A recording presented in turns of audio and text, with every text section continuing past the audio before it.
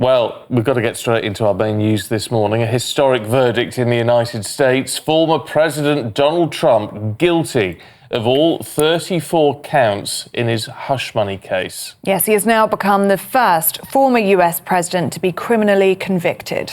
As you probably know, he pleaded not guilty and denied all 34 counts against him, including having an alleged affair with adult film star Stormy Daniels in 2006.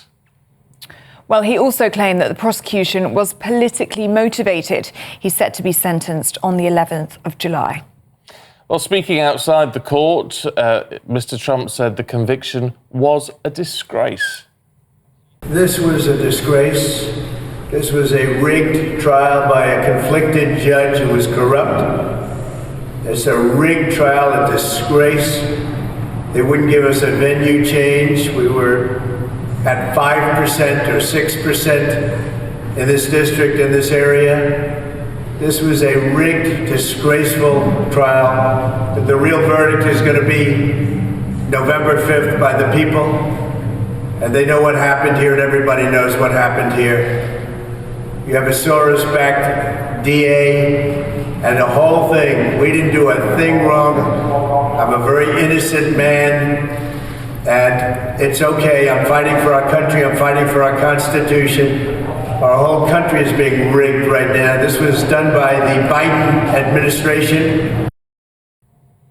Well, meanwhile, a spokesman for President Biden said that no one is above the law. America, though, divided by the verdict. We're angry, but we're also happy in a way. Because you know what? My president's got street credit now. I feel like the justice system here in America actually worked. The sad part of it is that it could have gone either way. But when he was found guilty on all 34 counts. Our first reaction was sadness for America, sadness for Trump. But at the end of the day, it's only going to increase his support. It reminds us the importance of our judicial system, and everybody should be held accountable to the law. So I think that hopefully that's what worked here, and he gets what he deserves. You know what? I think overall I'm kind of sad for Donald Trump. I don't want to see him to go to prison. I'm not disheartened by all that. Well, joining us now is GBNews US correspondent Stephen Edginton. Good to see you this morning, Stephen. And what we've seen in the past few hours, indeed in the past few weeks, has been nothing short of extraordinary and historic. Absolutely. Trump's conviction yesterday has led to shockwaves throughout the United States. It's really shook up this election campaign ahead of the November 5th vote. Republicans are absolutely furious that their presidential candidate, could potentially go to prison on what they see as trumped up political charges. On the other side, the Democrats say that Donald Trump is a threat to democracy. No man is above the law and should be in prison. This was a fair trial in their opinion. However, of course, New York is a heavily dominated Democrat city. Trump argued that the jury were biased against him in an area which voted against him by about 95 to 90%. So the donations to his campaign have completely flooded in. We've seen a huge rise in interest to help the Trump campaign across the United States. People are seriously concerned about the future of their democracy. And yet, it's you've got to be pointed out, Stephen, that he's been. I know they make claims about the judicial system and the political views of the judge and the DA and all this sort of things. He's been convicted by 12 of his peers, and that can't be ignored. Absolutely, it can't be ignored. I think the point that the Republicans and Trump are making is that these were Democrat prosecutors and Democrat sort of politicians who are pursuing this prosecution. And the case seems very weak. If any other man was charged with the similar crime, I don't think this would have ever come to a court of law if his name wasn't Donald Trump. Certainly Alvin Bragg, who is the district attorney in New York, the Democrat prosecutor, he was campaigning openly saying he would convict or try and convict Donald Trump in his election campaign. So I think many see this as a political prosecution. It's a very serious issue, convicting a presidential candidate of either party. And you've got to make sure that the charges are legitimate, that the charges are are serious. And I think in this case, many legal experts sort of dismissed it and said, well, actually, this happened 10 years ago.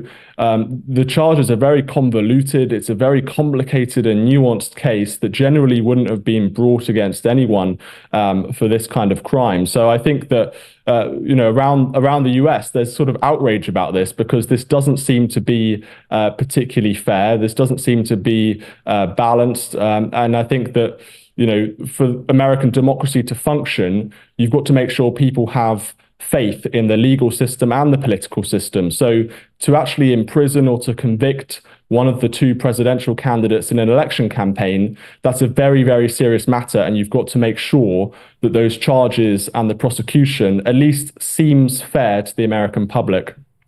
Stephen, you just alluded to it there, but it is an enormous decision for the judge, isn't it, on the 11th of July when we expect the sentencing to take place, potentially sending a presidential candidate to prison. I mean, there are going to be political ramifications to all of this that the judge will have to think about.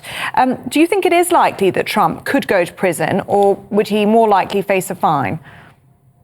I think the consensus is that he won't go to prison. And the reason for that is that this is his first conviction. He's an old man. And generally, the legal experts say that on a crime like this, on a conviction like this, a judge wouldn't sentence someone to prison time. However, it's completely volatile. The Republicans are saying this is a political witch hunt. If they're right, then maybe the judge would send him to prison. This is already impacting his presidential campaign. It's impacting his ability to go to rallies and to campaign all across the United States in those crucial swing states.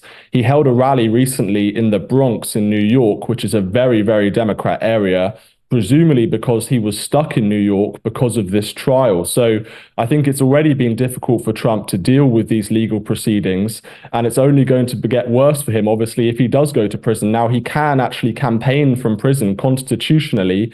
Anyone can run for president, even if they have a conviction, even if they're in prison. This happened actually in the 1920s. A presidential candidate ran from the inside of a jail cell. So it's possible for Trump to continue his campaign, whatever happens, but obviously it will make it more complicated if he does get sentenced to prison. OK, Stephen, thank you. Let's talk to Greg Swenson, chair of Republican Overseas UK, who joins us now. Greg, good to see you. As always, what do you think the impact of this is going to be?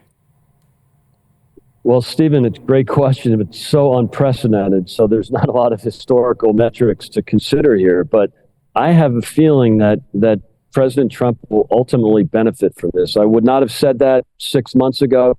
I thought these indictments were going to help President Trump in the nomination process, but I thought it would ultimately hurt him in the general election or the general election campaign.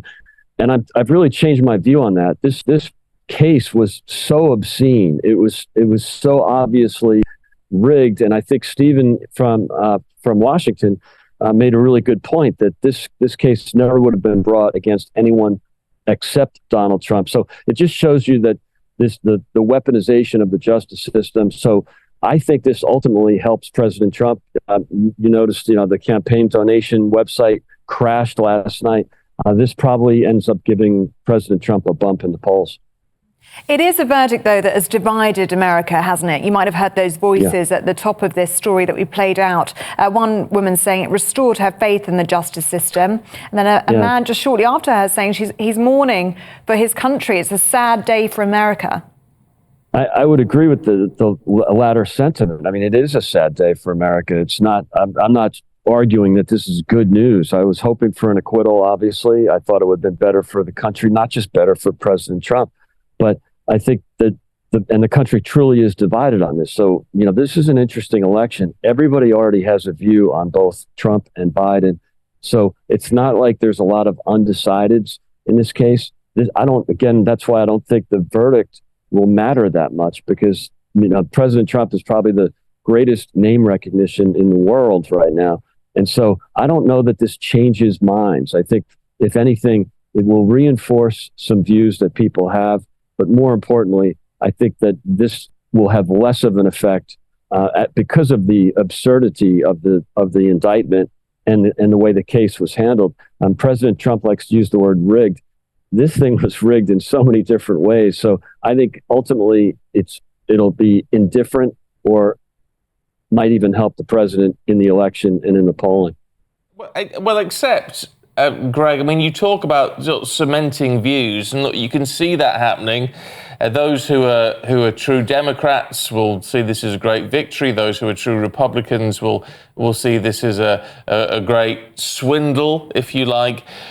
But you've got swing voters in swing states. Now, it is going to influence them, isn't it?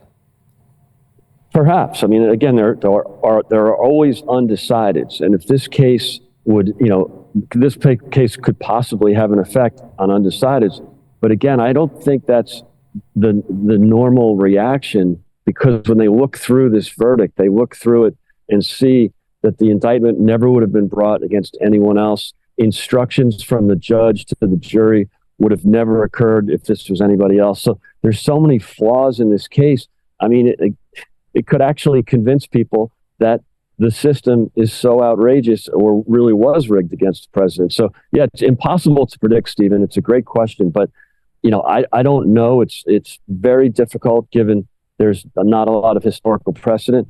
But again, everybody knows and has a view on President Trump. Most people have a view on President Biden. I don't know that it moves the needle that much either direction. Greg, are we expecting Donald Trump and his team to appeal this? Oh, absolutely. And given the way that this case was handled, the way that the judge presented it to the jury, even as recently as this week, with his so-called jury instructions, this thing will easily be overturned on appeal. There's no doubt that he will appeal. And does that occur before the election? That's a great question, or a great mystery at this point. So if that were the case, I would hope that they could do that before the election. But even if they don't, I think enough that this case has had so much exposure. I don't think that it has the negative effect that it would have on anyone else, or more importantly, if it was a more legitimate case. Okay, Greg Swenson, good to see you this morning. Thanks very much indeed.